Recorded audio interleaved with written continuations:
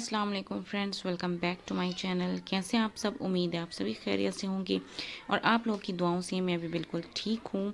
तो आज का व्लॉग शुरू हो रहा है वही दोपहर के टाइम, क्योंकि दोपहर का वक्त ही ऐसा होता है जब मैं अपना व्लॉग शुरू करती हूँ। सुबह के टाइम में अपनी पढ़ाई करती हूँ और फिर बच्चे स्कूल चले आते थे, उसके बाद में सो जाती थी।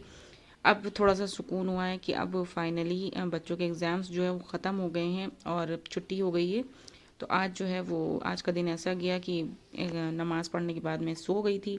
फिर मैं उठी, उसके बाद में नमाज़ पढ़ी फिर से, और फिर कुरान शरीफ पढ़ने बैठ गई। चाश्त की नमाज़ पढ़ी, उसके बाद कुरान शरीफ पढ़ने बैठ गई। उसके बाद थोड़ा बहुत घर का जो काम था वो किया। फिर याद आया कि लाइट का बिल जमा करना है और मुझे बिजली घर जाना था, और फिर मैं आ गई फटाफट से बिजली घर। यहाँ पर मैंने लाइट का बिल जमा किया। उसके बाद मैं वहाँ से वापस निकली। वैसे आई तो मैं रिक्शे से थी, क्योंकि रोज़े में बिल्कुल हिम्मत नहीं थी कि पैदल जाऊं, और धूप भी काफ़ी तेज़ थी। लेकिन अभी जब मैं बाहर निकली थोड़ी सी धूप कम हो गई है, तो अभी थोड़ी सी बदली बदली सी लग रही हैगी। तो मैं घर जब बिल जमा करके वापस निकली तो मैंने सोचा कि चलो पैदल ही निकल चलती हूँ, क्योंकि रास्ते से थोड़ा बहुत सामान भी लेना था। और ये रास्ते में पड़ती है एक मस्जिद जो कि मुझे बहुत अच्छी लगती है, तो मैंने थोड़ा सा उसका भी क्लिप ले लिया था। तो यहाँ पर मुझे ठेले दिख गए थे फ्रूट्स के, जो लाइन से बहुत सारे लगे हुए थे। तो मैंने सोचा कि चलो यहाँ से फ्रूट्स भी ले लेते हैं, क्योंकि फ्रूट्स ख़त्म हो गए थे। और अयान काफ़ी दिनों से तरबूज के लिए भी कह रहा था, तो मैंने तरबूज लिया और वहाँ से कुछ फ्रूट्स लिए और लेकर मैं घर वापस आ गई। अच्छा, आज इफ्तारी में मैं सोच रही हूँ थोड़ा सा कस्टर्ड बना लूँ, और साथ में मैं आलू कतली की रेसिपी भी आपके साथ शेयर करूँगी। आलू कतली जो मैं बनाती हूँ अपने घर में वो बनाऊँगी, और साथ ही में मैं पालक की पकौड़ियाँ भी बनाऊँगी। तो ये दोनों चीज़ें मैं आपके साथ शेयर करूँगी। वैसे तो अमूमन सबके ही घर में बनती है, लेकिन फिर भी जैसे मैं बनाती हूँ मैं आपके साथ शेयर करूँगी आज इसको। और साथ ही मैं आपको आज रमज़ान के मुताल्लिक़ कुछ ऐसी बातें भी बताऊँगी जो कि मेरे दिल के बहुत ज़्यादा करीब हैं। और रमज़ान का जो महीना है वो वैसे ही मेरे दिल के बहुत ज़्यादा करीब है। जैसे ही रमज़ान का महीना करीब आता है, जैसे ही रमज़ान के 2-3 महीने रह जाते हैं, शाबान, रजब, ये सारे महीने आते हैं, और बस मुझे इंतज़ार होता है रमज़ान के महीने का कि रमज़ान का महीना कब शुरू होगा और कब मैं अपनी इबादतें शुरू करूँगी। क्योंकि रमज़ान के महीने में जितनी इबादत इंसान कर लेता है वो सादे दिनों में नहीं हो पाती हैंगी। वैसे मैं अपना मामूल बनाती हूँ कि ज़्यादा से ज़्यादा सादे दिनों में भी इबादत कर सकूँ, लेकिन आप जानती हैं कि अकेली घर की हूँ, बच्चों को भी मैनेज करना होता है, घर के और बाहर के सारे काम मुझे ही करने होते हैं। तो इसलिए थोड़ा सा मतलब टाइम निकालना मुश्किल होता है, लेकिन फिर भी मैं कोशिश करती हूँ कि 5 वक्त की नमाज़ तो पढ़ सकूँ और साथ ही कुरान शरीफ ज़रूर पढ़ सकूँ। तो मैं ये सारी चीज़ें ज़रूर लेकर चलती हूँ।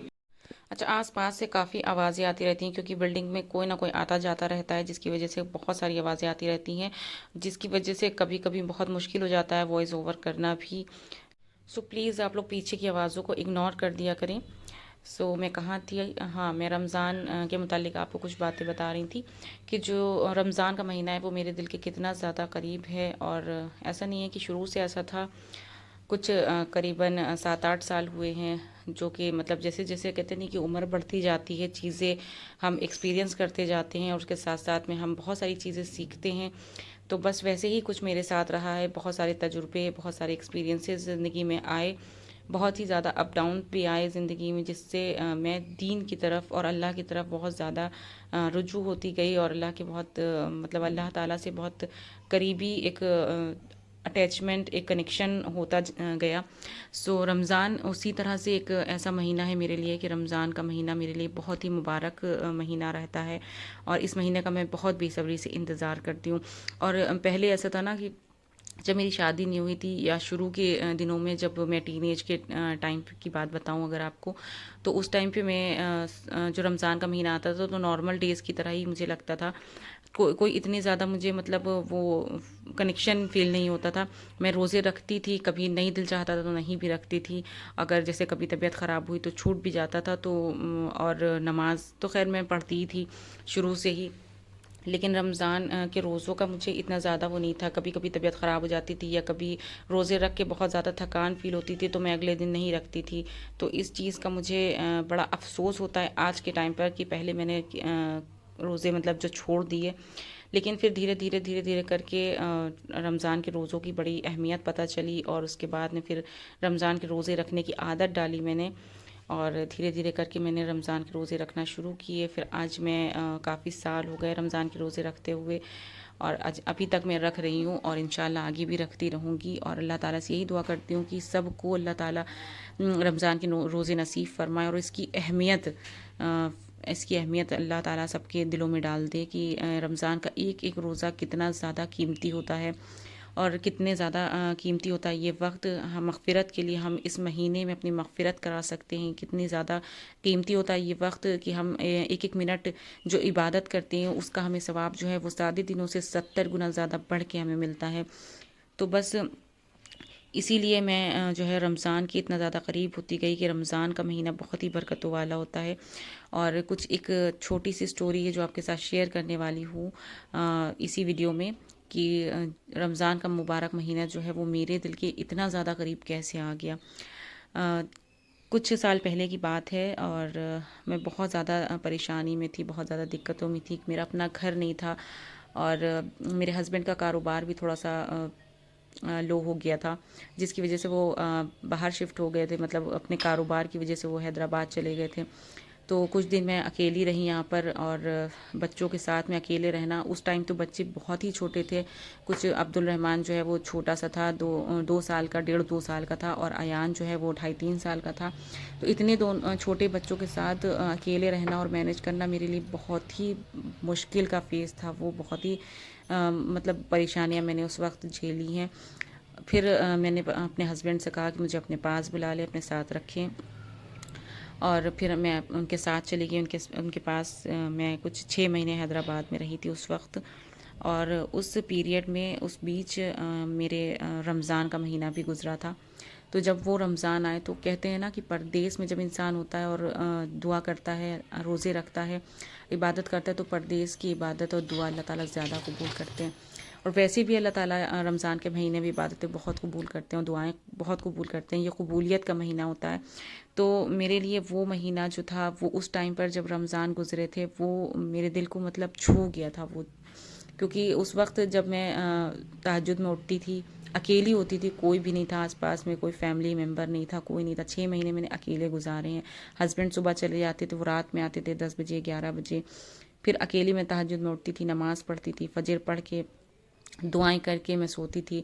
और उस वक्त मैंने रो रो के बहुत दुआ करी थी कि अल्लाह ताला मेरा रहने का ठिकाना बना दे, मेरा अपना घर हो जाए, मेरा मतलब कोई ऐसा अल्लाह ताला ज़रिया कर दे कि बस मेरा अपना अपना घर हो जाए। तो मैं पूरी डिटेल में आपको पूरी चीज़ नहीं बता रही हूँ। मैं जिस तरह से मुझे रमज़ान से जो कनेक्टेड जो चीज़ें थी, बस मैं वही चीज़ बता रही हूँ आपको। तो बहुत लंबी वैसे तो स्टोरी है, लेकिन उसमें फिर फैमिली और सारी चीज़ें भी आ जाती हैं, इंक्लूड हो जाती हैं, जिनको मैं लाना नहीं चाहती हूँ। तो बस वो चीज़ मुझे अभी तक याद है, वो महीना मुझे अभी तक याद है कि अल्लाह ताला ने मुझे उस महीने में, उस बाबरकत महीने में मैंने जो दुआएं करी थी, मैंने रो रो करके दुआएं करी थी। और वो महीना जब गुज़रा, उसके बाद में मैंने अपनी ईद भी हैदराबाद में करी, वहीं पर बिना फैमिली के अकेले ईद भी मेरी गुज़री। उसके बाद जब बकरा ईद का महीना आया तो घर से फ़ोन आ रहे थे बहुत ज़्यादा। वैसे पहले से ही फ़ोन आ रहे थे ईद में भी, लेकिन हमारा कुछ ऐसा हो ही नहीं पा रहा था कि मतलब हम घर जाते। लेकिन बकरा ईद के महीने में फिर बहुत ज़्यादा जब सबने फ़ोर्स किया कि आ जाओ बकरा ईद यहीं पे करो। फिर मेरा भाई भी हैदराबाद मुंबई घूमने गया था, फिर वहाँ से वो हैदराबाद आ गया मेरे पास। फिर उसने भी कहा कि चलो साथ में चलते हैं। फिर बाद में हस्बैंड लेने आ जाएंगे 10-15 दिन के लिए, चलो।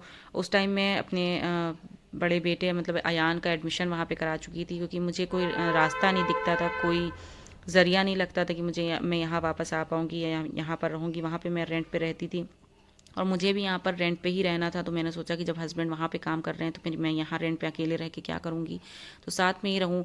तो ये फिर हमने डिसाइड किया था कि मैं हस्बैंड के साथ में ही रहूँगी।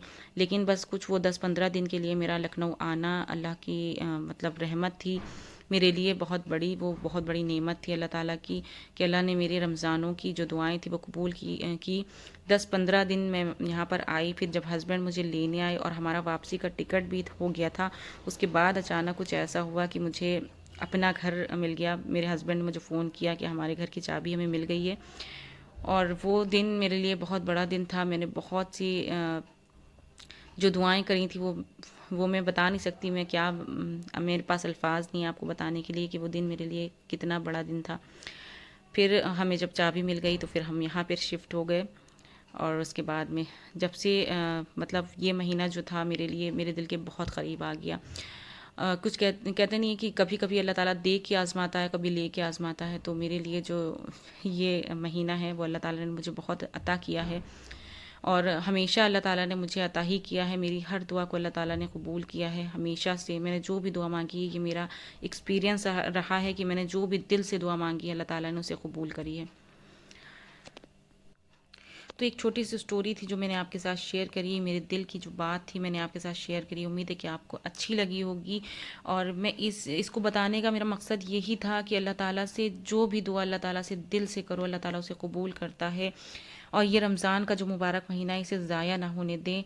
मैं बस यही कहना चाहूँगी अपनी बहनों से कि इस महीने में जितनी ज़्यादा से ज़्यादा हो सके इबादत करें, जितनी ज़्यादा से ज़्यादा हो सके दुआएं करें, क्योंकि ये महीना अल्लाह ताला इस महीने की इबादत को ज़ाया नहीं जाने देता। इस महीने को अल्लाह ताला ने बरकतों वाला महीना बताया है, तो इसलिए ज़्यादा से ज़्यादा इबादत करें, दुआएं करें अपने लिए, अपनी फैमिली वालों के लिए। तो देखिए बातों ही बातों में मेरी पूरी इफ्तारी बन गई है, आलू भी बन गए और हमारी पकौड़ियाँ अब तलने लगी हैं। सो उम्मीद है कि मुझे आपको आज की ये वीडियो पसंद आई होगी, मेरी बातें आपको अच्छी लगी होंगी। और अगर आपकी भी रमज़ान से रिलेटेड कोई ऐसी ही स्टोरी है या कोई कनेक्शन है तो प्लीज़ मुझे कमेंट बॉक्स में ज़रूर बताइएगा। और उम्मीद है कि आपको वीडियो आज का पसंद आया होगा। प्लीज़ वीडियो को लाइक और शेयर ज़रूर कर दीजिएगा। अगर चैनल पर नए आए हैं तो सब्सक्राइब करे बगैर मत जाइएगा। और मुझे बड़ी खुशी है कि आज 1 महीना मेरे चैनल को हो गया है और 1 महीने में मेरे 2000 सब्सक्राइबर हो गए हैं। 20 फरवरी 2024 को मैंने अपना चैनल ये वाला बनाया था और 22 तारीख को मैंने इस पे वीडियो डाली थी। 21 या 22 तारीख थी। और कल परसों 21 तारीख को ठीक रात 12 बजे 1000 सब्सक्राइबर पूरे हो गए थे। और कल मेरे पूरे 2000 सब्सक्राइबर पूरे हो गए। पूरे एक दिन में 1000 सब्सक्राइबर मेरे पूरे हुए हैं।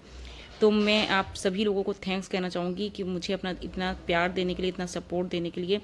इसी तरह से अपना प्यार और सपोर्ट देते रहिए। मिलती हूँ नेक्स्ट वीडियो में, जब तक के लिए अल्लाह हाफिज़।